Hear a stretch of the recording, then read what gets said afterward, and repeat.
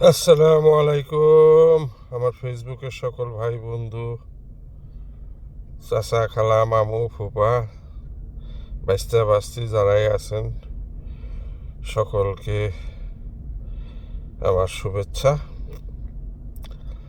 প্রথমে একটা অ্যালার্ট করি, আমার কন্টেন্টে কেউ লাইক দিয়েন না, কারণ আমি অনেক সময় অনেক কিছু বইলা ফেলাই যেটা সরকারের এগেনস্টে চলে যায় বা কোনো দলের এগেনস্টেও চলে যায়। এনিওয়ে, যারা বাংলাদেশে থাকেন তাদের জন্য এটা ভেরি ইম্পর্ট্যান্ট। কেউ আমার কন্টেন্টে লাইক দিয়েন না প্লিজ। দেখেন, আমি আমার দুঃখ কষ্টটা শেয়ার করার জন্য আপনাদের সাথে আলাপ করি। যাই হোক, গত দিনে বলছিলাম যে আমরা দোষ দিছিলাম আসিফ নজরুল আরও অনেকেরই। বেসিক্যালি মেইন পয়েন্ট হইতেছে যারাই ওই কি বলে একটা ওই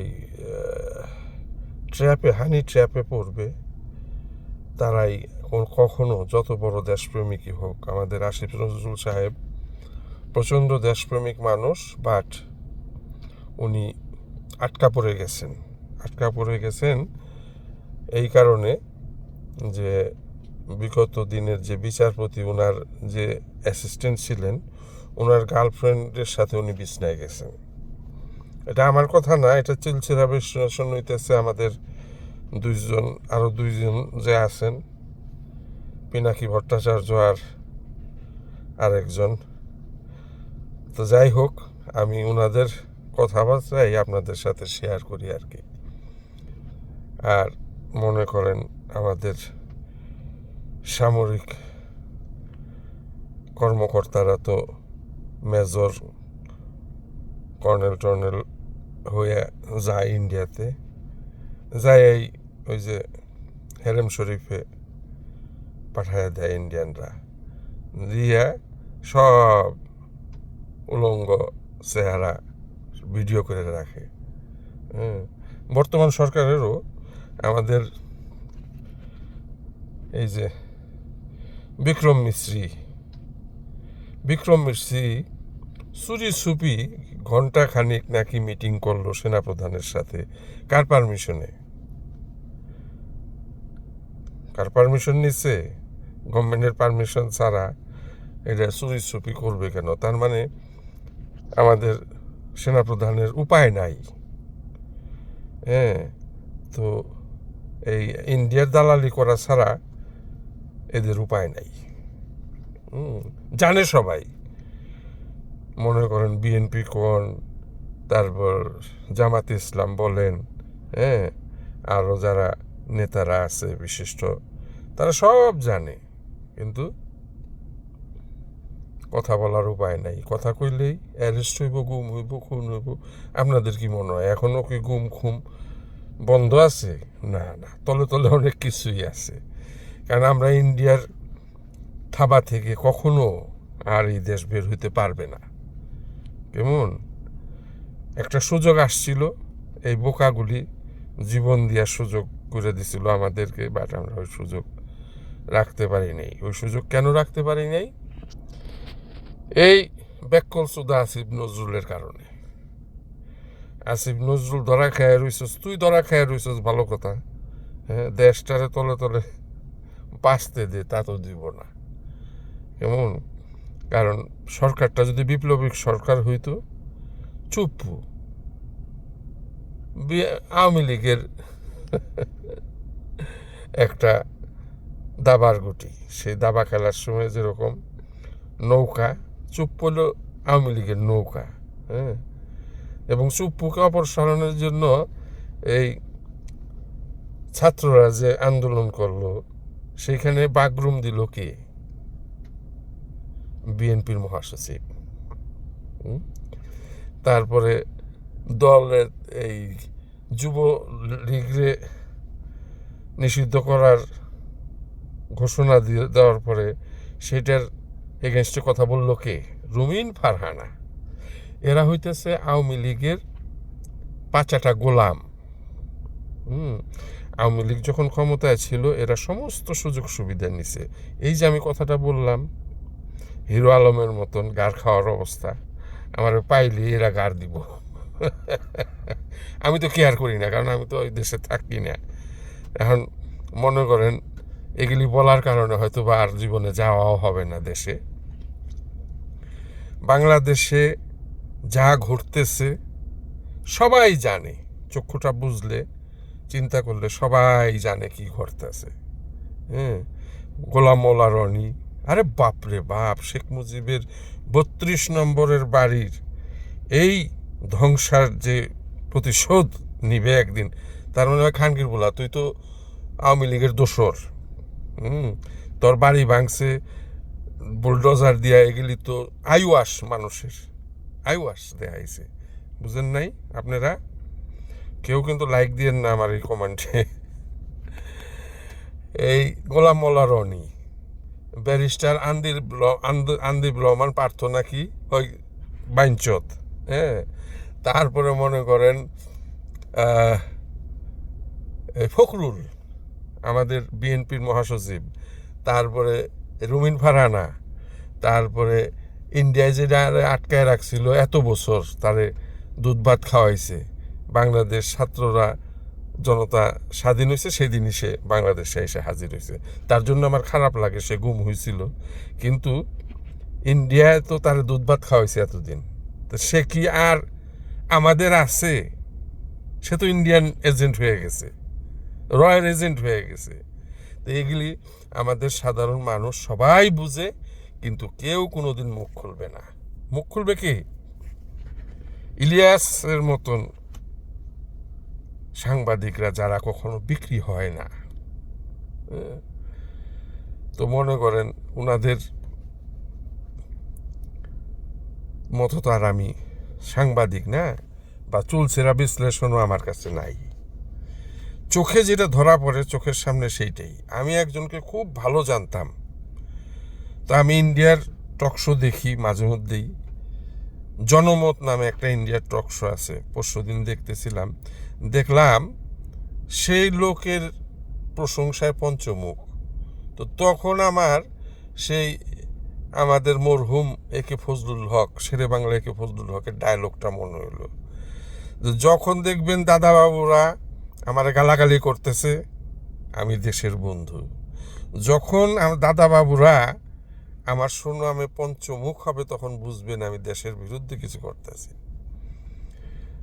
নাম নিলাম না ভদ্রলোকের, আমি খুব পঞ্চমুখ ছিলাম তার, কারণ তার বক্তৃতাগুলি শুনতে আমার খুব ভাল লাগে। তো পরে দেখলাম যে ইন্ডিয়ার জনমতে তারে প্রশংসা করতেছে, তার মানে দাদাবাবুরা যখন প্রশংসা করে তখন বুঝে নিতে হবে। আমি তো ব্যাককেল মানুষ, কি দিয়া কি কই নিজেও বুঝি না, বুঝছেন না? এনিওয়ে,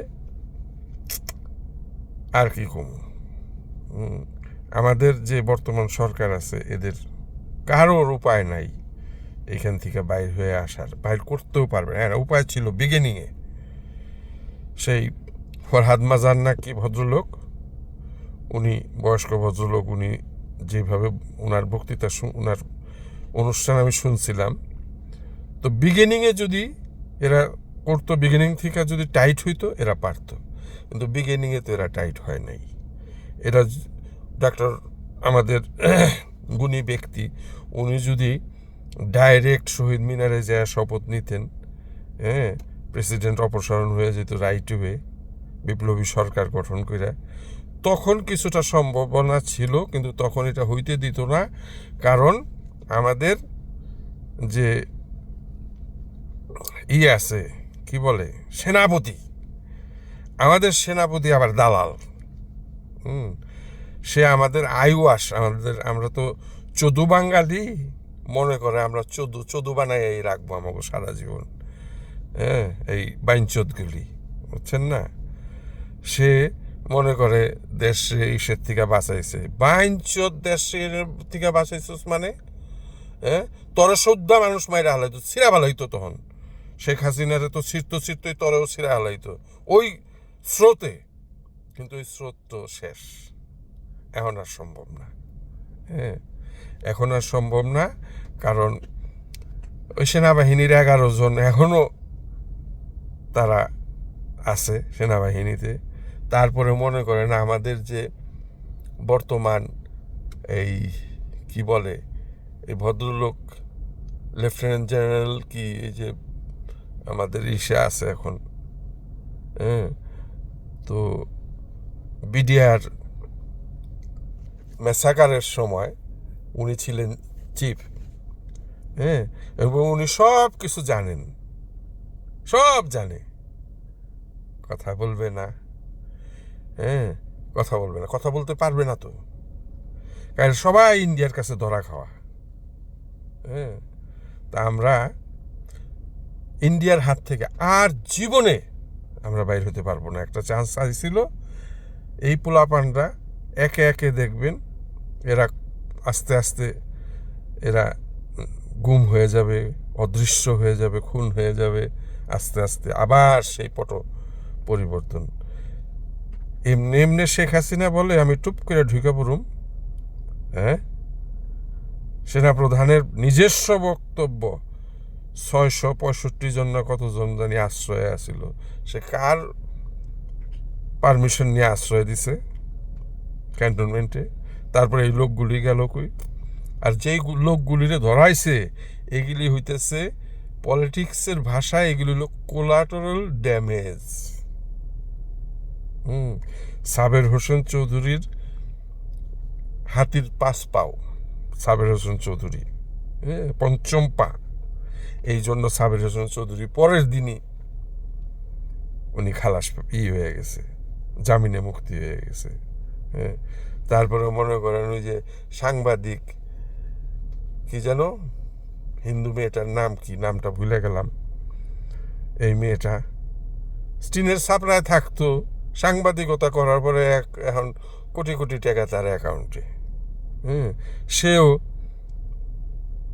ওই যে অ্যারেস্ট হলো কই থেকে জানি, পোলাপানরা আটকাইছিল, হ্যাঁ, তারা ছেড়ে দিছে, কারণ তাকে না ছাড়লে ইন্ডিয়ার পেশাব করে দিলে আমরা তো ভাইসে যাব।